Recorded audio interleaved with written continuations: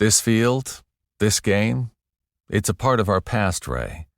It reminds us of all that was once good and could be again. Oh, people will come, Ray. People will most definitely come to listen to Thrive Loud with Lou Diamond. Would you like to learn from those that are taking their lives, their businesses, and their passions to the next level?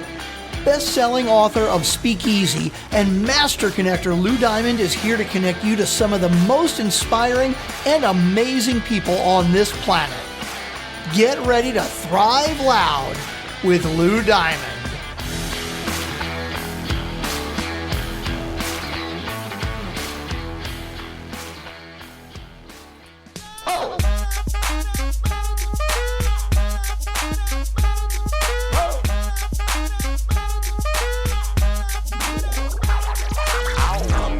Some tags, only got $20 in my pocket. I'm hunting, looking for a come up. This is fucking awesome. Welcome everyone to another spectacular episode of Thrive Loud with Lou Diamond, connecting you to the most inspiring and amazing people that are thriving each and every day. I'm your host, Lou Diamond, and today on Thrive Loud, we have the founder and CEO at Greenlist, enabling a peer-to-peer approach to returns, creating more profit and less waste. I know you have so many questions to ask listeners, so I'm going to tap into it. Everybody, please welcome Thrive Loud listeners, Jess Owens. Jess, how are you today? I'm doing great. Thank you. Okay, Jess, before we dive into Greenlist, I want to do this little rewind. I don't want to go all the way back to the womb. I want to go to the part where you realized this is what you wanted to focus on, and this business was an idea that came to be. Sure. So prior to launching my company, I worked in consulting, business consulting, and I worked with tons of entrepreneurs in different industries. And so I kind of got a taste of many different businesses and always knew I wanted to be an entrepreneur, just didn't know what the thing was.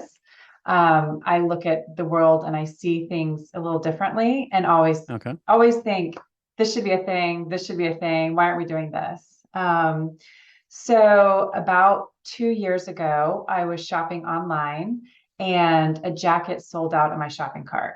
And I was totally obsessed with this jacket, had to have it, reached out to the store and said, can you connect me to a return of the jacket? Because I knew 40% of my jackets would get sent back. The store couldn't do this and nobody does this. And so I thought, why don't we do that? That's crazy. So I set out to solve my own problem, and here we are 2.5 years later, solving that problem. Okay, solving that problem. So as I understand it, and I'm explaining this to myself and to the listeners at the same time here, somebody orders something, they return it. It goes to a different area of returns, but it obviously doesn't get back into circulation into the main flow of the store's inventory right away. But there's a window here where, let's say you're returning something that maybe I need, I have a chance to get that. Isn't that? No, so that's the opportunity here, is that customers can actually interact with each other with another company's product, brand, or offering, right? Right. And so instead of sending the jacket back to a warehouse, a store, or maybe a landfill, you ship it directly to another customer. And we have a little widget that's on our retail partners' websites that allows customers to sign up for the returns before the item is sent back, right? So I'm growing a list of people that are interested in those jackets, should they be returned. And then when someone goes to return it, we say, do we have someone waiting on this jacket? Yes, we do. Okay, off it goes to Jess in Northern Virginia instead of our warehouse in LA.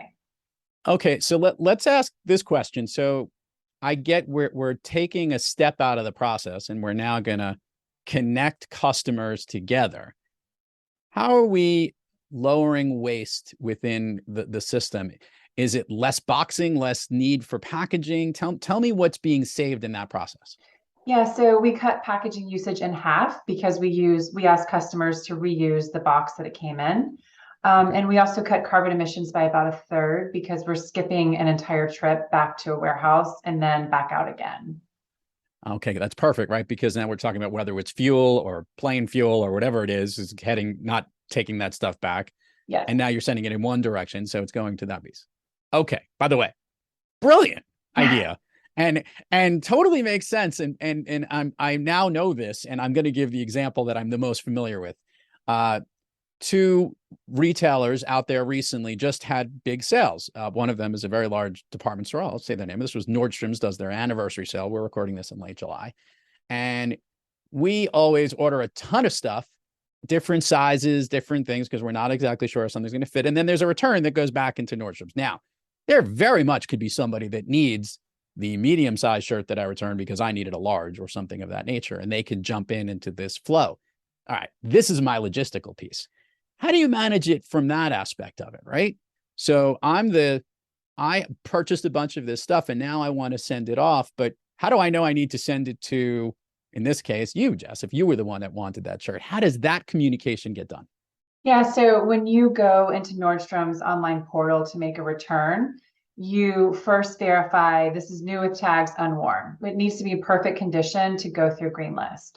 So then the next step, you get a notification that says, congratulations, you've been matched with our sustainable returns partner. Your jacket is going to another member of our community, not back to a warehouse.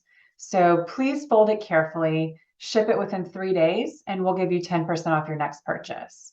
So awesome. If you do a good job, then I'm going to reward you for doing that. And then we give you a mailing label, put it on your box, off it goes. Quite easy. Let's talk about the mailing label. And I know most people are listening and going, all right, I like this. I totally get it. Do I want some random stranger that just ordered a package having access to maybe my information or where they're going to mail it to? Is there some issues around the security that maybe peer-to-peer might not necessarily gel or people would feel comfortable with? There really isn't. There's a lot of companies, eBay, Poshmark, Facebook, Etsy, that this is exactly how they operate. Peer-to-peer selling and shipping is not a new concept. We're just tapping into it. Okay, I love it. Yeah, and also on our short-term roadmap is creating QR codes to replace the address. So we are aware that some customers might be concerned about privacy, and how can we work around that? Okay, so let me give all the winners in this situation. So one, the customer is a winner because they can't get the item and they may be able to get it quicker, or they're going to get the item that previously they couldn't get from regular inventory. The logistics within a large merchant or retailer product company is now dealing with that product and they're not even in that process. It's going, someone else is handling it direct. The planet is a winner because we're actually saving energy across and different ways of making things more sustainable, whether it be boxes or lack of carbon emissions going up. And my favorite part here is that the company is a winner because they're keeping loyalty within a customer. And, oh, by the way, they're not losing a sale in some instances here because obviously they're enabling other people to make the purchase together, correct? Right. And they're making more money on the return. So all winners, everyone wins. All right. How does Greenlist win? How do we win? Well, we achieve our mission of enabling the most sustainable approach to returns, and we get a percentage for each match. So we've got a transactional business model. Awesome. Is there anyone else doing what Greenlist is doing? Not that we can find. Okay.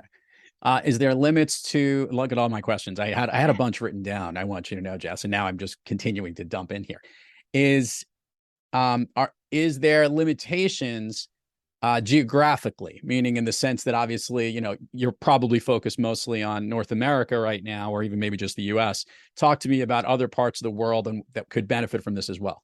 Yeah, so right now we are focused on the US, but we're talking to companies in Canada and actually a couple companies in the UK, especially companies that have a footprint in the US, but ship to and from other countries. If you can imagine that postage is incredibly expensive. Yeah. So if a Canadian company can, instead of having it shipped here, ship back, keep it in the US, they're very happy. They're saving $50 per leg. That's true. So we think we have a lot of opportunity in those companies. We just haven't expanded yet. Okay. By the way, love the idea. And I also recognize the other component of this is that you're helping the companies and you've solved some problems for them as well, which is also where that product sits in the product cycle and obviously profiting from more, maximizing your inventory, literally. Here's my question. The systems and the operations of these companies some of them are very well established and they're pretty well organized. How does Greenlist basically get deployed into the systems of the companies and the brands you're working with? Yeah, so that's a great question. We are starting with much smaller companies than like the big enterprise companies, because it's much easier for us to tap into their existing systems. And we're building for Shopify. So are you familiar with Shopify? We are very much. Yes. Okay. So the Shopify integration is pretty easy. It's just something that we have to install on their website. And then we plug into their existing system. So if they use USPS, we use USPS. If they use Narvar, we plug in with Narvar, right? So we are using what the stores are already using to enable our process. Much bigger stores will be different, but we're just not quite there yet. We're figuring out how we will integrate with them. It'll be a much more involved process. Jess, I want to peel back the curtain a little bit and learn a little bit about you. As a consultant, I could totally see you're solving problems. And this is a problem that you've become passionate about to help work and try and figure out. What has it been like navigating and telling this story, crafting this story, but also getting people on board and getting the company to grow? This is a lot of different things, more than just solving one problem. This is running an organization. What has that been like for you? It's funny because I thought I knew what it was going to be like to be an entrepreneur. I had no idea whatsoever. It has been, excuse my language, a shit show. Like, it is just one thing after another that goes wrong, right? And so it's been a lot of you just have to keep moving, right? And there have been times where I thought we should give up. This isn't going to work. I can't do X, Y, or Z. But you just have to keep taking small steps forward. And continuing to let people into your bubble and ask for help, right? Like, I constantly ask people for help. And that has been such a gift for me, right? Because people have come out of the woodworks and connected me with their contacts and just listened or helped me work through a challenge or, whatever it is that I need. I have found that people are so giving. And so that's been like a huge reward of this journey. But it's been tough. I will say it's not at all what you expect. And you have to be constantly comfortable with sitting in the unknown and not knowing what next week's going to look like, what 6 months are going to look like, what a year is going to look like. It's just, who knows?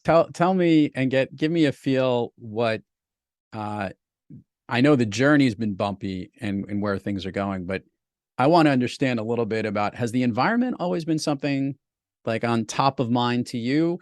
Or has that been something that you've become more aware of, and even now more aware of it as you've been putting this solution together with Greenlist? Yeah, so I grew up in a family that was all about, preserving what we have. And we used to take showers and my dad would put a timer on for us, right? So don't waste water, don't spend more money than you need to on clothes or whatever the, area was. We had more than we needed, but it was always about preserving what we had.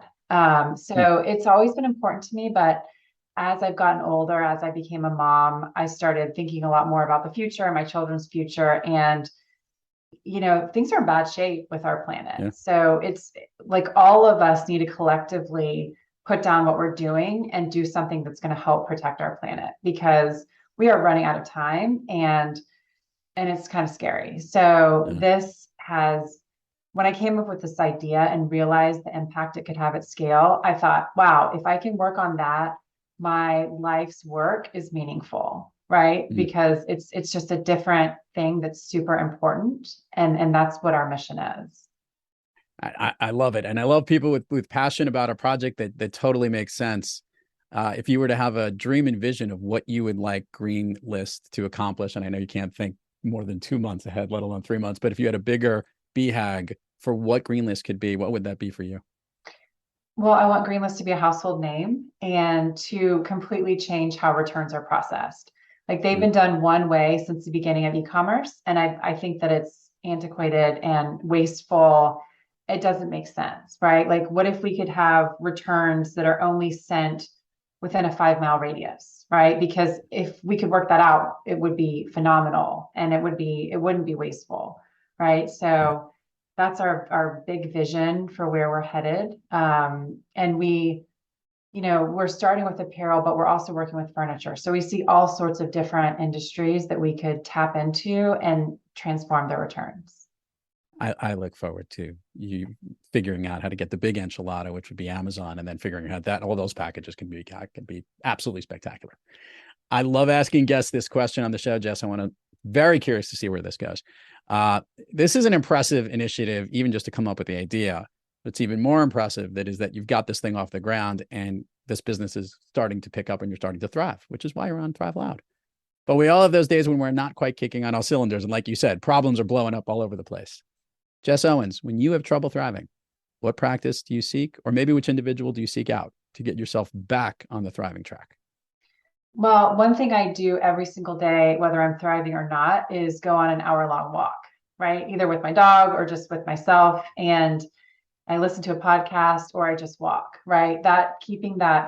Being physically active is one thing that has always kept me kind of level. I also have a great team that I rely on. I called my co-founder earlier today and I said, I'm calling for my daily pep talk, right? Like I have people that I go to every time and that are in the inner circle. And that's really helpful. Spectacular. Let's do the admin part of the show, Jess. Share with the listeners where everybody can learn about Greenlist, websites, socials, handles. We'll put it all in the show notes, but it always gets more engagement when they hear it from you. Sure. So our website is shopgreenlist.com. Instagram, Shop Greenlist, and Facebook is Shop Greenlist as well. So those are the best places to reach us. You can reach out directly to me on LinkedIn. I'm always available for a conversation if people are interested, either as partners or investors. We have a lot of those people who listen to our show. So I have a feeling I'm going to get some emails here. I'm going to have to connect some people. Perfect. You ready to go? You ready to go down Fun Street, Jess? Yes, I'm a little nervous, but let's go. Everyone gets so nervous going down Fun Street. It's fun. It's not so bad. Share with the listeners what you shared with me as one of your all-time favorite movies. Dirty Dancing. Love it. Okay. Why does that movie connect with you? Because growing up, my best friends and I used to have slumber parties every weekend, and we would watch the same movie every single time. It was always Dirty Dancing. And that was right in our, rising high school freshman kind of age where we're just all kind of coming into ourselves as young women. We're going to do the speed round here, and this I think you can handle. I know you're nervous, but you'll be able to do just fine. I'm going to ask you something. I want the first thing that comes to your mind. These are things that lift you up, motivate you, make you feel good. They basically make you thrive. Ready? Ready. Okay. Of late, a song that you love to hear, or maybe one that pumps you up. Oh. That's what stresses you? Let's see. How about Thrift Shop, Macklemore? That always gets me pumped up. Do you like that song? Do you know that song? I love Macklemore. I had my son a few years back introduced me to him, and I couldn't get up to them, and I couldn't get over how good it was. Okay, very impressive. Good. It's one of my favorites. Favorite food that is not a dessert? Roasted vegetables. Okay. What's any specific type of vegetable? I mean, squash, okra, cauliflower. I could literally live off roasted vegetables, bread and cheese and olive oil. Done. I'm a happy person. Done. A favorite dessert? Favorite dessert, ice cream. What flavor? Vanilla with sprinkles. Oh, vanilla with sprinkles. Colored sprinkles or chocolate sprinkles? Colored sprinkles every time. Of course. Not that I even know if they actually taste like chocolate sprinkles or not. No one knows if those little things have flavor. We don't know. They do. Okay. An activity you wish you did more of? Wish I did more of. Dancing. Okay. An activity you wish you did less of? That's hard. Driving my children to and from camp. How about that? To every mom who doesn't have their kids in sleepaway camp or in day camp, we totally get that. It's like the school year didn't end and you're still working. I got you. Yeah. If I could snap my fingers, Jess Owens, and you could be anywhere in the world, where are you? Florence. Oh, see, you and I knew we would connect there. It's my favorite city. Is it really? I studied abroad. I absolutely loved it. I think since it's summertime and and you mentioned ice cream before, I was thinking gelato right by the Ponte Vecchio. I don't care what flavor it is. It doesn't really make a difference. It's delicious. Perfect. I'll meet you there. I'll meet you there. Jess Owens, Greenlist. Nobody puts Jess in a corner. We made that clear in this episode. P2P approach to returns. Really cool stuff. Everybody check out the links and all the promos that we're going to show around this. Continued success to you. let's hope we can continue to save the planet and help people make some more money. I like it. Sounds like a good plan. Sounds great. Thank you so much. You got it. And to all our listeners out there, thank you for joining us. And until next time, keep moving onward and upward. And remember, be brief, be bright, be gone. I'm gonna pop some tags. Only got $20 in my pocket. I'm hunting, looking for a come up. This is fucking awesome. You've been listening to Thrive Loud with your host, Lou Diamond. Check us out on the web at thriveloud.com and follow us on Instagram, LinkedIn, Twitter, and Facebook at Thrive Loud. And check us out on the Good Pods app at Thrive Loud, where you can follow, listen, and connect directly to Lou and all of the Thrive Loud episodes. Thanks for listening.